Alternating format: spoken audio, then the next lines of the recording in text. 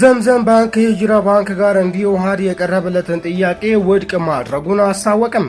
ዘምዘም ባንክ የኢትዮጵያ ብሔራዊ ባንክ ያስቀመጠውን የ5 ቢሊዮን ብር የተከፈለ ካፒታል መስፈርት ቀድሞ በማሟላት ከሂጅራ ባንክ ጋር እንዲዋሃድ የቀረበለትን የውህደት ሀሳብ በይፋ ውድቅ ማድረጉን ገልጿል። ባንኩ ባካሄደው ጠቅላላ ጉባኤ ላይ እንደገለጸው ብሔራዊ ባንክ የካፒታል መስፈርቱ ማሟላት ካልቻለም ከሌላኛው ከወለድ አልባ ሂጅራ ባንክ ጋር የመዋሃድ አማራጭ አቅርቦ የነበረ ቢሆንም የዘምዘም ባንክ የቦርድ አመራሮች ግን የባንኩን አቅምና የባለ አክሲዮኖችን ቁርጠኝነት በመተማመን ጥያቄውን እንዳልተቀበሉት አስታውቋል።